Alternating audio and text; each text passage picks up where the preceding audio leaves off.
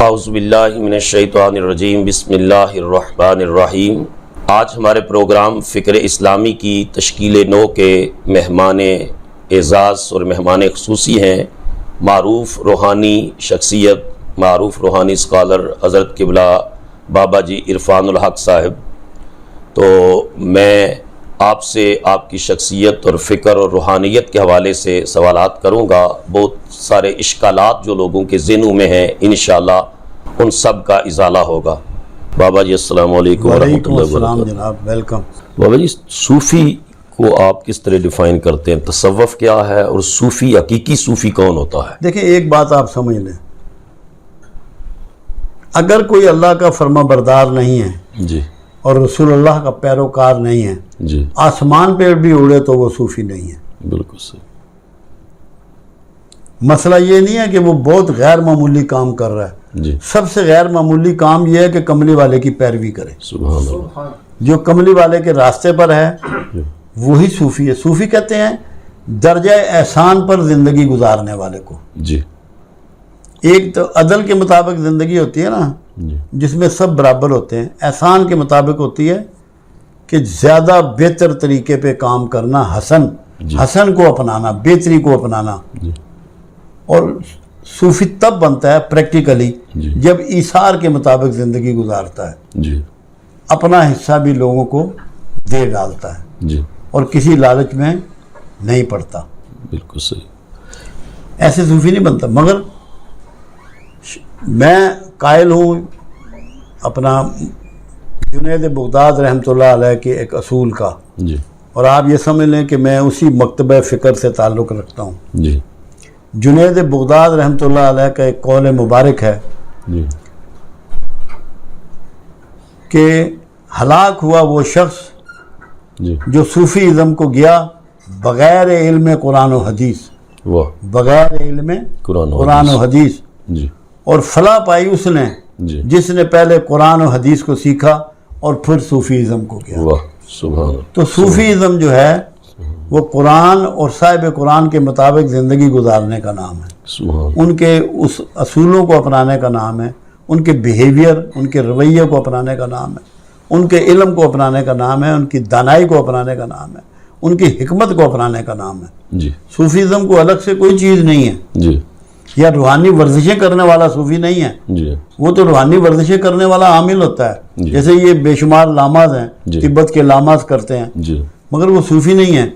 صوفی تو آپ کو سب سے پہلے اس میں عجز نظر آئے گا جی، کہ وہ اپنے آپ کو کمتر ترین انسان سمجھتا ہے معاشرے کا۔ جی، اس میں کسی قسم کی کوئی کبر نہیں ہوتا، کوئی بڑائی نہیں ہوتی، نہ نسب کی، نہ مسلک کی، نہ ذات کی، نہ دولت کی، نہ علم و حکمت کی، نہ نیکی کی، جی، کوئی بڑائی نہیں ہوتی۔ وہ تو بانٹنے والا ہوتا ہے اور تقسیم کرنا اس کا مشن ہوتا ہے۔ جی۔ تو بابا جی یہ کہتے ہیں کہ یہ جو جدید تعلیم والے کہتے ہیں کہ ہم تو فزیکل ورلڈ سے تعلق رکھتے ہیں اور یہ روحانیت اور اسپرچویلٹی یہ تو میٹا فزیکل ہے، ما بعد الطبیعات۔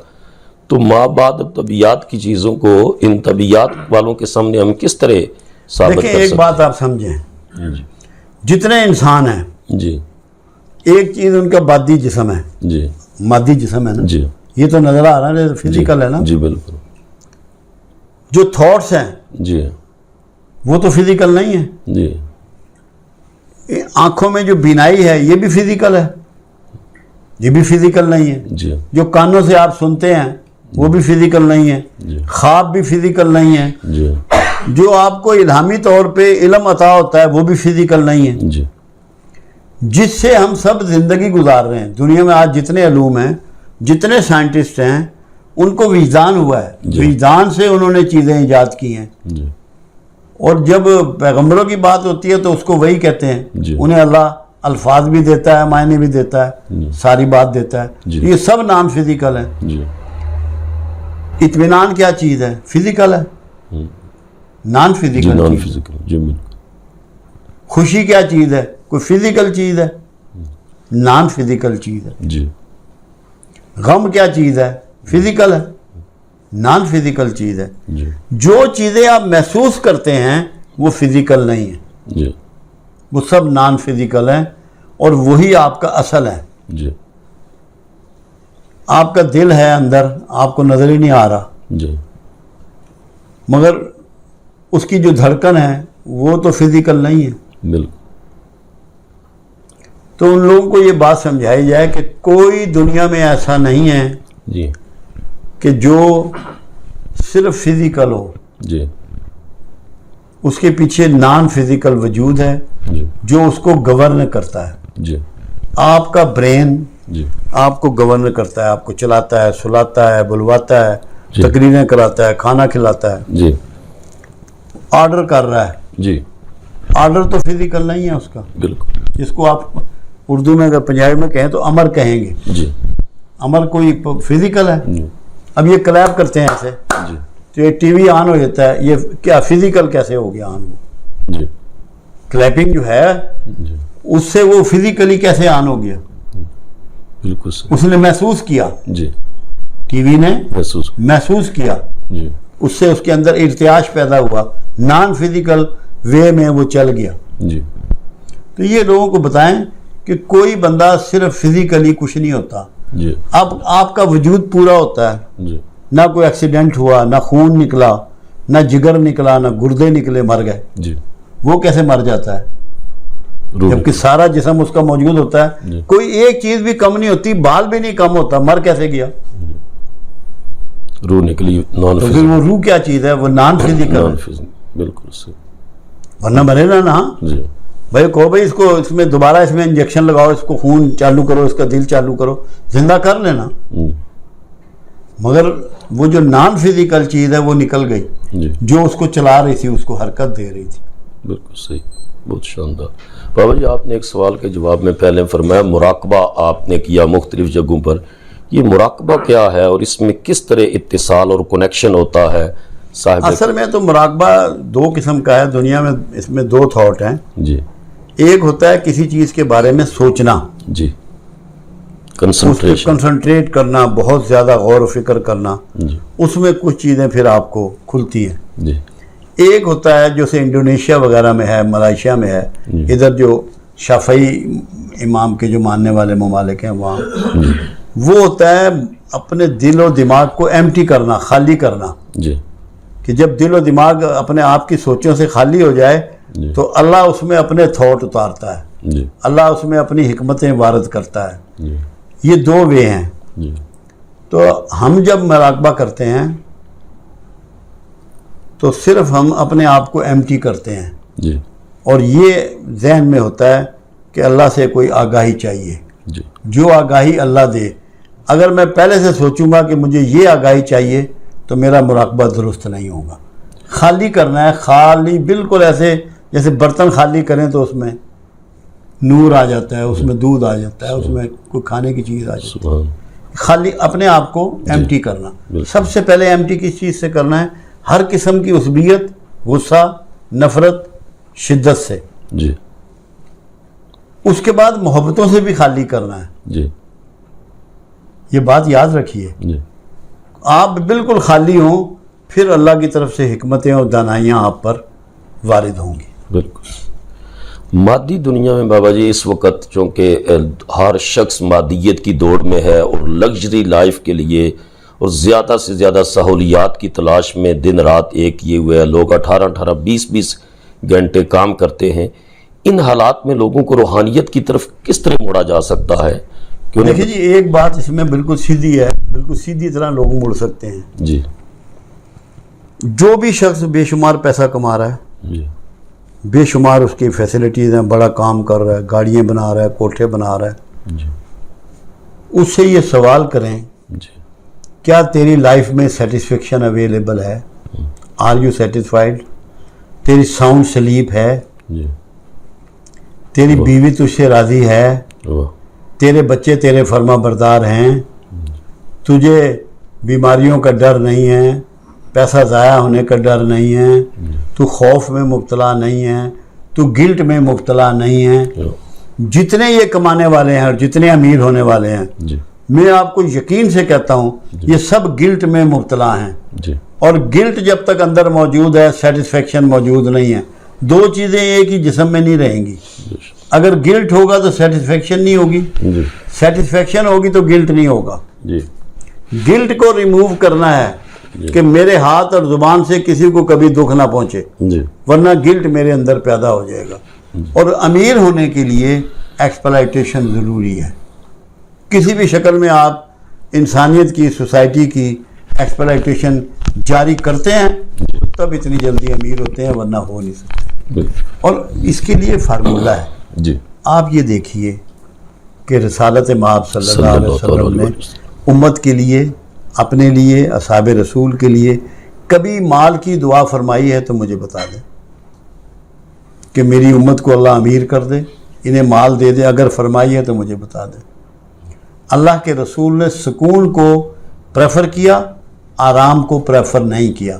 آرام کی زندگی استعمال نہیں کی.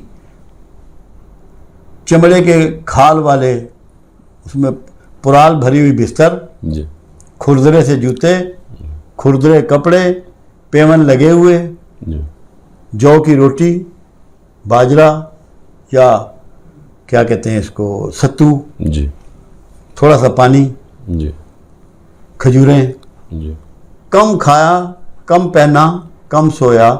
آرام کے روٹ پر نہیں چلے, سکون کے روٹ پر چلے. اللہ کو یاد کیا, ذکر کیا, استغفار دن میں کیا, لوگوں کی خدمت کی, لوگوں کو تعلیم دی, دین کی تبلیغ کی. جو غیر مادی چیزیں تھیں اس سے سکون ملتا ہے, اور مادی چیزوں کے حصول سے آرام ملتا ہے. آرام آپ کو اصل سکون سے دور کر دیتا ہے. آپ کے اندر کنفیوژن پیدا ہوتے ہیں, آپ کے اندر گلٹ پیدا ہوتا ہے. اور گلٹ اگر موجود ہے تو آپ سمجھ لیں کہ آپ نے دوزخ کا ٹکٹ خرید لیا. اگر گلٹ آپ نے نکال دیا, خوف آپ کے اندر سے نکل گیا, تو آپ یہیں رہتے ہوئے جنت کے مسافر ہیں. ماشاءاللہ, کیا بات. بابا جی, یہ جو مغرب میں پروان چڑھنے والی نسل ہے جن کے ماں باپ امریکہ میں آئے اور یورپ میں, اور ان نے یہاں مزدوری کی, بچے وہاں کے سٹیزن ہیں, پیدا ہوئے, اب وہ کرائسس آف آئیڈینٹیفیکیشن کا شکار ہیں, شناخت کا بحران کہ ہم پاکستانی ہیں یا ہم امریکی ہیں, ہم مسلمان بھی ہیں, اسلامی شناخت. تو وہ کس طرح اپنی دینی شناخت کو برقرار رکھ سکتے ہیں اس ماحول میں رہ کر؟ یہ گناہ ہے ان کے والدین کا, جنہوں نے اپنی آئیڈینٹی بدل لی. ان کے والدین نے وہ طریقے اختیار کیے جو مغرب کے طریقے تھے. اگر ان کے والدین وہاں رہتے ہوئے بے شک وہاں کماتے, مزدوری کرتے, مگر اپنے اسلاف کے طریقے, اپنے رسم و رواج, اپنے لباس, اپنے دستور, اپنی زبان کو نہ چھوڑتے, تو یہ مسئلہ پیدا نہیں ہونا تھا. آپ سکھ برادری کو دیکھیں, ان کی پگڑی آج بھی قائم ہے, ان کے گردواروں میں لنگر آج بھی قائم ہے, ان کے زندگی کے اسلوب آج بھی قائم ہے, اور ان کی اولادیں ان کے پیٹرن پہ ہیں. ہم نے اپنا پیٹرن خود چھوڑا ہے, ہمارے بڑوں نے کمانے کے چکر میں, اور یہ بھول گئے. اب کیا ہے, اب سب پچھتا رہے ہیں. بیٹی کسی سکھ کے ساتھ جا رہی ہے, کسی کالے کے ساتھ جا رہی ہے, بیٹے کے ساتھ گوری لگی ہوئی ہے, یا ہندنی کو لگی ہوئی ہے, یا کوئی اور مذہب کا, یعنی کہ تمیز ختم ہو گئی ہے. یہ تب ہوگی, ابھی بھی ٹائم ہے کہ ماں باپ اپنا رویہ بدل لیں. گھروں میں دین کی باتیں نہ کریں, سچ بولیں, اخلاق سے پیش آئیں, وقت پہ نماز پڑھیں, لباس پاکیزہ پہنیں, عورتوں کو ایسے لباس دیں کہ نیکڈ نظر نہ آئیں. وہ بھلے وہ باہر نوکریاں کریں, بھلے وہ جاب کریں, مگر ڈھنگ ہوتے ہیں. ڈھنگ بہتر کریں اپنے بچوں کو, کچھ نہ کہیں, اور اس کے بعد بچوں کو ٹائم دیں. جب بچوں کو ٹائم دیں گے, بچوں سے بیٹھ کے نصیحتیں نہیں کرنی بچوں کو. جس نے ماں باپ سے اولاد کو دور کیا ہے وہ نصیحتیں ہیں. نصیحت جو ہے یہ آپ کو دور کر دیتی ہے. آپ نے محبت کرنی ہے بچوں سے, لو کرنی ہے. جب ان کو آپ لو دیں گے وہ آپ کو اڈاپٹ کر لیں گے. اگر آپ نصیحتیں کریں گے تو کتابوں میں بھی بہت پڑھتے ہیں, سچ بولنا چاہیے, غیبت نہیں کرنی چاہیے, بددیانتی نہیں کرنی چاہیے, کوئی اثر نہیں ہوتا. اس کو پریکٹس کر کے دکھائیں والدین. بچوں سے کہیں کچھ نہ, ان کو آن کر لیں کہ جیسے بھی ہے نا, جس لباس میں آ رہے ہیں جس طرح, آؤ بیٹا, لو کریں, بچوں کو دور مت کریں. یہ ہوا اس لیے کہ ماں اپنے کمرے میں موبائل پہ لگی ہوئی ہے، باپ اپنے کمرے میں موبائل پہ لگا ہوا ہے، بیٹا بیٹی اپنے کمرے میں بیٹھ کے اکٹھے کھانا نہیں کھاتے، اپنے اپنے بیڈ روم میں کھانا کھاتے ہیں۔ ناشتہ اکٹھا کریں، دوپہر کا رات کا کھانا اکٹھا کھائیں، ایک دن ویک میں ایسا رکھیں کہ کہیں جائیں، آؤٹنگ کریں، ہوٹل جائیں، جہاں مرضی، پوری فیملی، جی دوبارہ انسان کو فیملی میں واپس لائیں، محبت کریں، عزت کریں، احترام کریں، اور خود ٹھیک کریں اپنے آپ کو، بچوں کو نصیحتیں نہ کریں۔ نصیحت کرنے سے بچے ان سے ہیٹ کریں گے، ابھی بھی کرتے ہیں، جی ماں باپ سے بچے ہیٹ کر رہے ہیں وہاں، جی وہ ان کو اپنانا نہیں چاہتے، جی کیونکہ وہ کہتے ہیں یہ باتیں بہت بتاتے ہیں، اندر سے یہ بے ایمان ہے۔ ان کی اس بد کرداری نے نئی نسل کو برباد کر دیا، یہاں بھی کر رہی ہے۔ جی اس میں کچھ جو ہے وہ نشے پر بھی لگ گئے ہیں، کوئی شیشے کا نشہ وہ تو کر ہو رہا جانا ہے، کوئی وہ ایسا ٹھیک ہو کر جائے گا، انہیں لو کی ضرورت ہے، جی محبت کی ضرورت ہے، جی اٹینڈ کرنے کی ضرورت ہے۔ یہاں بھی یہی ہے، جی بے شمار بچے باغی ہو گئے ہیں، کیا وجہ؟ جی ماں باپ ان کو رات کو مطلب ہے اٹینڈ ہی نہیں کرتے۔ جی ہم تو اپنا ناشتہ، دوپہر کا کھانا، رات کا کھانا بچوں کے بیچ بیٹھ کے کھاتے ہیں، جی تو تاکہ ان سے ہم الگ نہ ہو جائیں۔ بالکل صحیح۔ بچوں کو جب الگ کر دیا جی تو اب وہ معاشرے سے بھی الگ ہو گئے، اپنے طور طریقے سے بھی الگ ہو گئے۔ جی حضور بابا جی، مغربی معاشروں نے بہت ساری چیزیں تو اسلام کی اپنا لی ہیں، سچ بولنا، دیانت داری، وعدے کو پورا کرنا، چیز کو ٹائم کے اوپر ڈیلیور کرنا، سوائے چند چیزوں کے بہت سارا جو معاشرت ہے وہ اسلام کی جو معاشرت تھی وہ اختیار کر لی۔ صرف ذہنی اور فکری طور پر اگر وہ اسلام کی سپرمیسی کو اختیار کر لیں تو ہم سے کئی درجے بہتر مسلمان بن سکتے ہیں۔ آپ ٹھیک کہہ رہے ہیں، مگر دیکھنا یہ ہے کہ سچائی یا دیانتداری یا اصول پسندی یا وقت کی پابندی کسی کا ٹھیکہ نہیں تھا۔ جی آدم سے لے کے رسول اللہ صلی اللہ علیہ وسلم تک جو دین آیا سارا اسلام ہے، جی اور سب کی یہی تعلیمات ہیں، کوئی الگ تعلیمات نہیں تھی، ان سچائیوں کی تعلیمات تھی جو لے کے آدم سے اور رسول اللہ صلی اللہ علیہ وسلم تک چلی آئیں۔ جی تو وہ تعلیمات تو سب کے لیے تھی، اور قرآن جہاں وہ کہتے ہیں نا ہے، کیا کہنا چاہیے، متقین کے لیے ہے، ہدایت ہے متقین کے لیے، وہیں ہدایت ہے ناس کے لیے، جی ہدی للناس بھی ہے، ہدی للمتقین بھی ہے۔ جی بالکل۔ تو جو ناس چاہے اس سے فائدہ اٹھائے، قرآن سب کی طرف ہے، کیونکہ یہ سارے اللہ کے رسول کو جب مابعوث کیا گیا تو فرمایا کہ ہم نے تم میں ایک ایسا رسول مابعوث کیا جو تمام جن و انس کے لیے، جی بالکل۔ تمام جن و انس کے لیے، جی جب تمام جن و انس کے لیے ہیں تو ہر انسان جو دنیا میں اس کے بعد پیدا ہوا یا پیدا ہوتا رہے گا وہ رسول اللہ کا امتی ہے۔ بے شک۔ ہم وہ امتی ہیں جنہوں نے بجلی چلی گئی، اس کو قبول کر لیا، رسول اللہ صلی اللہ علیہ وسلم کے طریقے کو، اور ایمان لے آئے۔ جی کچھ امتی وہ ہیں جنہوں نے اس کو قبول نہیں کیا، مگر کیونکہ قیامت میں ہر پیغمبر کہے گا لوگوں سے کہ جاؤ کملی والے کے پاس، جی بے شک۔ اگر وہ امتی نہیں ہوں گے جی تو وہاں کیسے جائیں گے؟ بے شک۔ شفاعت اس لیے ہوگی کہ رسول اللہ کو اللہ نے رحمت للعالمین بنایا، بے شک۔ کہ آپ کی رحمت سب پر پھیلی ہوئی ہوگی۔ جی آپ اگر کوئی اچھے کام اہل مغرب کر رہے ہیں جی تو آپ اس کو سلوٹ کریں جی تاکہ آپ کی رحمت اس تک پہنچے۔ جی اعتراض کسی پہ نہ کریں۔ ہمارے پرابلم یہ ہو گیا ہے، ہر بندہ ہم میں سے اعتراض ضرور کرتا ہے، جی اعتراض کرنے والے کو خود کچھ نصیب نہیں ہوتا، بے شک۔ نہ اسے حکمت ملتی ہے، نہ رحمت ملتی ہے، نہ دانائی ملتی ہے۔ بے شک۔ یہ ہمارے وہاں جو بگاڑ زیادہ آ رہا ہے اس کی وجہ یہ ہے کہ ہم دوسروں پہ اعتراض کرتے ہیں، بے شک۔ اپنے بچوں کے سامنے دوسروں کے عیب کھوجتے ہیں، جی عیب نکالتے ہیں۔ بالکل۔ یہ نہیں کرنا، یہ ساری تباہی ہے۔ جی